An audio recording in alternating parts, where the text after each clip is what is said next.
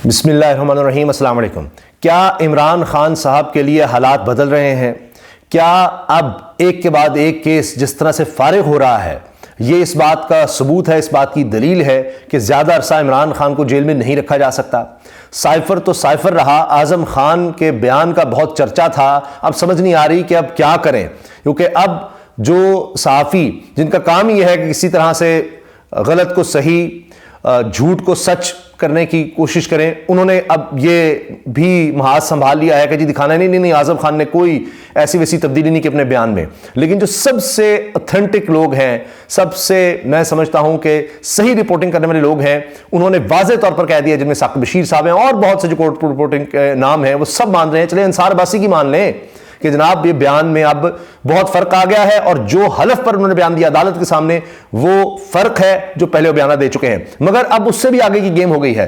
तोशाखाना का मामला जो है वो भी गया, और उसमें भारतीय कंपनी का नाम भी सामने आ गया है, और जो गवाह है, जो सबसे अहम गवाह इसमें है, जिस तरह आप देखते हैं कि साइफर में सबसे स्टार गवाह, सबसे अहम गवाह, वो principal secretary to prime minister Azam Khan जो उस वक्त थे, और वो सारा कुछ ना वो बता रहा है बंदा जो सब में आगे आगे था, जिसके थ्रू सारा काम होता है, वो गवाह बन गया है जी, वो वादा माफ गवाह बन गया है। ये हो गया वो जिस तरह से सारा खराब हुआ है, क्योंकि पहले भी कुछ वही साफी जो अब लगे हुए ना, तोशाखाना में कुछ नहीं हुआ, ये भारतीय कंपनी का या जनाब जो सेल्समैन है उसका बयान सारा फारिग हो गया, और किस तरह से वो तो पार्ट टाइम जॉब भी कहीं और करता है, स्पेयर पार्ट्स की दुकान पर या कहां, वो इतना एक्सपर्ट कहां से हो गया। उसका बयान सुनेंगे तो आपको हंसी आएगी कि ये केस फिर था क्या।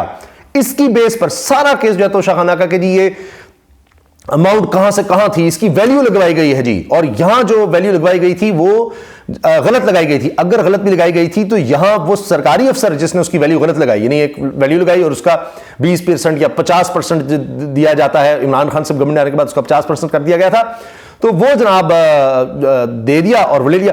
अब कहा जा रहा है नहीं, वो असल कीमत उसकी इससे कहीं ज्यादा थी, तो भाई जिसने कीमत लगाई उससे आप पकड़ें। लेकिन बाहर का जो बंदा लाया गया है उसने तो सारे भंडा फोड़ दिया। वो भारतीय कंपनी किस तरह से आई इस सारे मामले में, वो भारतीय कंपनी क्या है, उसके बंदे ने क्या बताया है, वो किस तरह से यहां गवाह बना है, वो आप सुनेंगे तो आपको सारी समझ आ जाएगी कि केस किस तरह से फारिग हो गया है। अच्छा, अब जनाब साइफर से पहले तो ये सारा बयान आप सुन लें कि क्या कुछ अब सामने आया है, क्या कुछ कहा गया है ये तोशाखाना केस में। इसमें जनाब हुआ ये है कि जब ये जो सबसे अहम विटनेस था, इसका नाम है जी इमरान मसीह, ये स्टार गवाह है कहा जा रहा है जी, नैब का सबसे अहम गवाह है इमरान मसीह। और इसमें हुआ ये कि इसके फैक्ट्स ये हैं कि दुबई की एक ज्वेलरी दुकान है रेनबो इंपैक्स FZE, जिसका मालिक हिंदुस्तानी शख्स है, जाहिर है कि इसलिए एक भारतीय हिंदुस्तानी कंपनी है। इसके पार्ट टाइम सेल्समैन, यानी एक भारतीय कंपनी है जिसका मालिक भी एक हिंदुस्तानी शख्स है, उसमें एक पार्ट टाइम बंदा काम कर रहा है, परमानेंट नहीं है, वो भी पार्ट टाइम है, सेल्समैन इमरान मसीह। इसको जनाब नैब ने तोशाखाना की ज्वेलरी की तस्वीरें भेजी। सबसे अहम पॉइंट यह आपने ध्यान में रखना है, तस्वीरें भेजी और इससे लिए गए जवाब पर सारा केस बना दिया। उसको तस्वीरें भेजी कि जनाब ये तस्वीरें हम भेज रहे हैं आपको, इसका आपने बताना है कि इसकी कीमत क्या है। तस्वीर देख के उसने कीमत बता दी, उस पर नैब ने सारा केस बना दिया। अच्छा, अब गवाह ने क्या कहा? इमरान मसीह ने कहा कि जी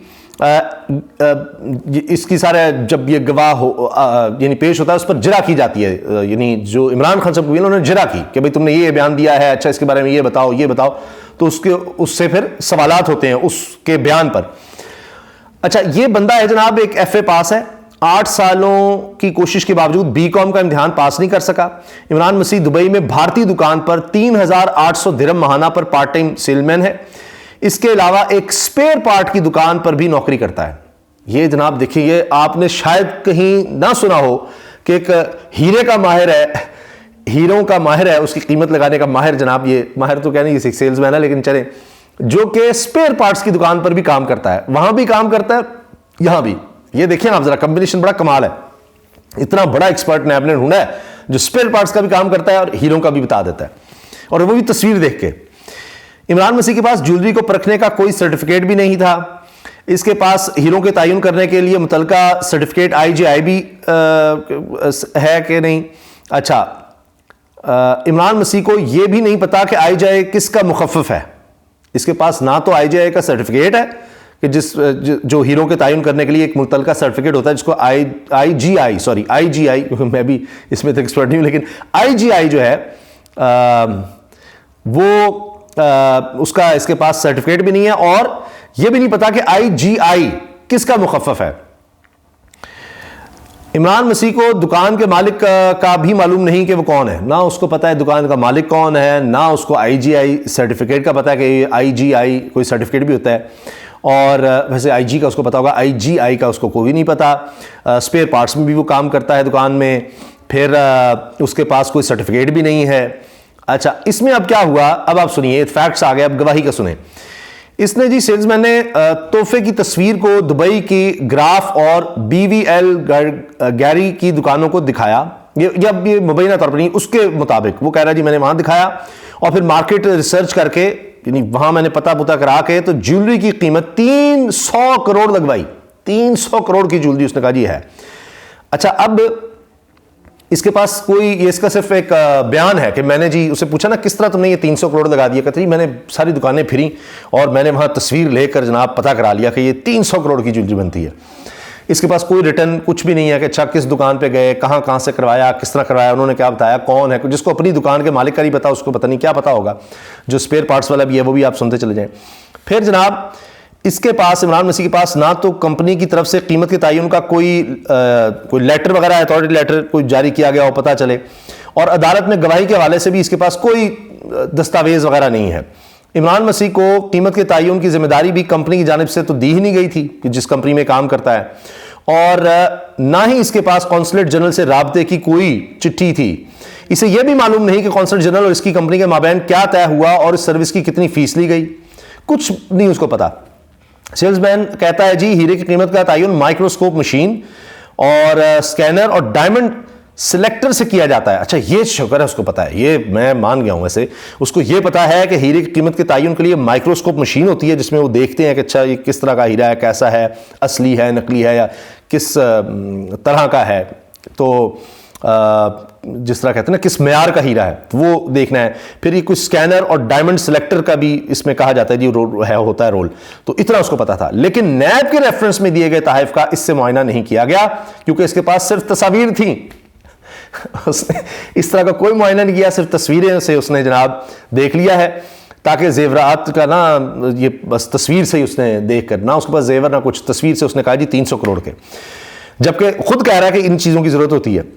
इमरान मसीह ने जनाब हीरों का वजन जो है वो ग्राम में लिखा है, और ये बात भी कही जा रही है जिससे कहा गया जी हीरों का वजन तो कैराट में होता है, इतने कैरेट का है। इस पर इसने कहा जी कि ओहो गलती हो गई, ये तो मैंने ग्राम में बता दिया, ये क्लैरिकल मिस्टेक हो गई है, ये वाकई कैरेट में होता है, आपने सही कहा। फिर जो इमरान खान साहब के वकील हैं उनकी जानिब से तो कुछ तस्वीरें दिखाई गई कुछ जेवरात की कि जनाब ये देखें और आप ये बताएं कि आप इनकी कीमत लगा सकते हैं। तो उसने कहा कि मैं तस्वीरों की बुनियाद पर कीमत तो लगा ही नहीं सकता, बल्कि मुझे जेवरात की स्पेसिफिकेशंस देंगे तो मैं कीमत बता सकता हूं। यानी तस्वीर देखकर उसने कहा जी मैं कीमत नहीं बता सकता। अब कोई तस्वीर से बताया चले जी ये जाली है, फर्ज कीजिए ये असली है, जाली है, ये हीरा बस तस्वीर है हीरे की, क्या है क्या नहीं। तो कहता है तस्वीर देखकर तो मैं बता ही नहीं सकता। तो अब मुझे बताएं कि जो खुद कह रहा है कि मैं तस्वीर देखकर नहीं आपको बता सकता कि क्या है, उसने तस्वीर देखकर ही कहा कि जी 300 करोड़ के जेवरात हैं। कमाल है कि नहीं। अब आप ये देखें, इसी की बुनियाद पर अब ये कहा जा रहा है जी इसने कोई 1.8 करोड़ यानी 1 करोड़ 80 लाख के जो तोहफे थे उनको इसने 300 करोड़ का कह दिया तस्वीरों की बुनियाद पर। और अब ये सारा कुछ हो रहा है और इसमें अब ये केस चल रहा है। ये बिल्कुल वही मामला हुआ है जो साइफर वाला था। मैंने आपको बताया कि उसमें अब आजम खान साहब का जिस तरह से आ रहा है ना मामला, उस पर जो लोग बात कर रहे हैं, जो मैं समझता हूं कि बड़े ऑथेंटिक म्यारी लोग हैं जिनकी बात माननी चाहिए, मैं उनके हवाले से आपको बताऊंगा कि उसमें बड़ा फ़र्क आ गया है। इसलिए इमरान खान साहब ने तबकी दी आजम खान को, और वो साइफर वाला भी और केस फारिग हो चुका है। और अगर इस पर भी किसी को ये नहीं आता तो आप सुप्रीम कोर्ट में जो ज़मानत का केस है उसको देख लीजिए। उसमें 3 जजेस ने क्या यूनानिमस डिसीजन दिया, जिसमें शाह महमूद कुरैशी और इमरान खान को ज़मानत पर रिहाई मिली। उसमें वाज़े तौर पर नज़र आ रहा है कि केस ही नहीं बनता। साइफर कभी वजारत खारजा से बाहर गया ही नहीं। फिर वो जब डिकोड हो गया तो ये भी बात उसमें नज़र आई कि जब वो तो एक कॉपी थी और वो कोई साइफर नहीं था, साइफर कोडेड फॉर्म में होता है, वो तो एक ऐसे जिस तरह कोई मजमून लिखते हैं कि भाई ये हुआ, वो तो एक कॉपी है रिटन, बस जिस तरह आम लैंग्वेज में होता है। फिर उसकी कई कॉपीज थी। फिर जनाब ये कि वो तो साइफर ही ना रहा, जब वो एक रिटन फॉर्म में आ गया है लिखी हुई, जिस तरह आम अंग्रेजी होती है, तो फिर वो तो साइफर ही नहीं रहा। फिर वो जो लहराया था वो मामला भी आ गया। वो आजम खान कहते हैं मुझे तो नहीं पता वो क्या लहराया था, और फिर वो भी कि उसके कंटेंट्स जो हैं जो उसमें लिखा था वो तो उन्होंने कहा नहीं। तो ये सारी चीज़ें, फिर वो ये कह रहे हैं कि मेरा जो पहले का बयान है वो हलफ पर नहीं है, अब मेरा बयान हलफ पर है। फिर चंद और चीज़ें, आजम खान ने बताया कि इमरान खान ने अपने मिलिट्री सेक्रेटरी समेत दूसरे स्टाफ को साइफर तलाश करने का कहा, इनकी बदनीयती साबित नहीं होती।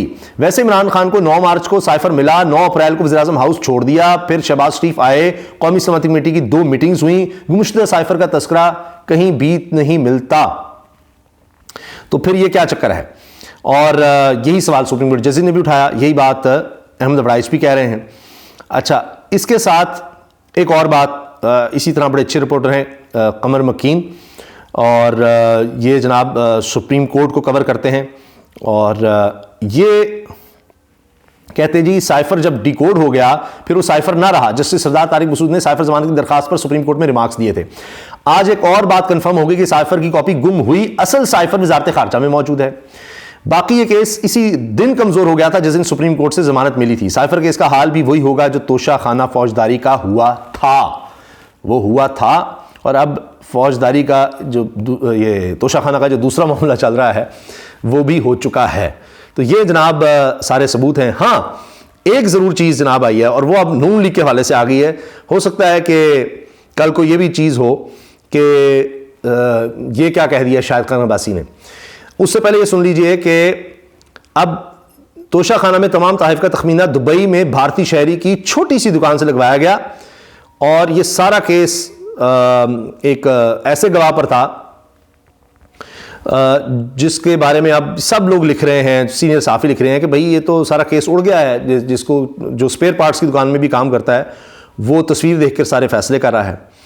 अच्छा, इसमें जनाब इमरान खान साहब ने एक बात ये की कि ये समाअत के दौरान ये चीज़ सामने आती है कि गुज़िश्ता रोज़ इमरान खान दौरान समाअत तोशा खाना केस में अपने खिलाफ वादा माफ गवाह को देखकर क्यों मुस्कुराए। इमरान खान ने देखकर कहा, क्या कहा इमरान खान ने जेल के अदालत में दाखिल होते ही कहा कि भाई एक और चीज़, ये रिपोर्ट हो रही हैं चीज़ें इमरान खान के हवाले से, यानी इमरान खान हर तरफ है, और केसेस उसके हैं, सियासत में भी उसके या हक में या खिलाफ हैं, सारा कुछ उसके इर्द गिर्द घूम रहा है। तो उसमें यह भी था कि उन्होंने लतीफ़ कोसा के हवाले से भी कहा कि भाई मैंने उनको इसलिए कि वो कलेक्शन लड़ रहे हैं इसलिए हटाया, क्योंकि वो रिपोर्ट ही हो रहा था कि जी इमरान खान ने कहा बिल्कुल ही फारिग है, किसी काम का नहीं, और इस तरह से, तो उसको उन्होंने पहले ही सबके सामने क्लियर किया था।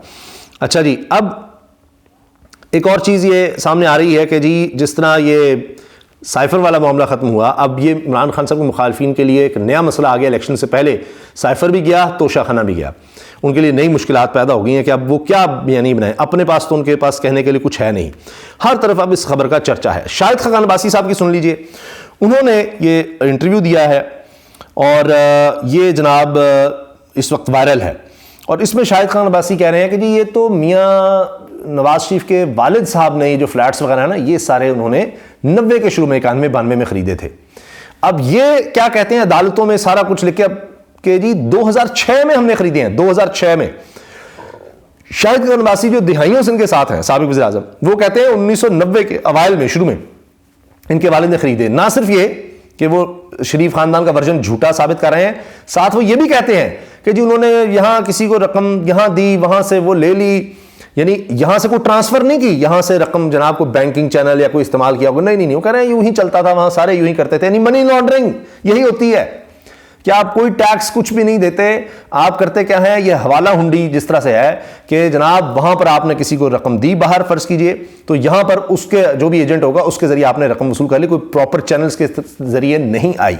इसी तरह जनाब उन्होंने कहा जी यहां पर उन्होंने 90 की दहाई में शुरू में खरीदे, यहां पर उन्होंने मिलियंस ऑफ डॉलर्स के जनाब खरीदे हैं, तो यहां उसको रकम दी होगी रुपयों में, और वहां डॉलर्स में रिसीव करके और उन्होंने वो ले लिए। तो ना कोई लिखत पढ़त ना कुछ। तो ये भी जनाब शाहिद खान अब्बासी ने भांडा फोड़ दिया है। इजाज़त दीजिए, अल्लाह हाफ़िज़।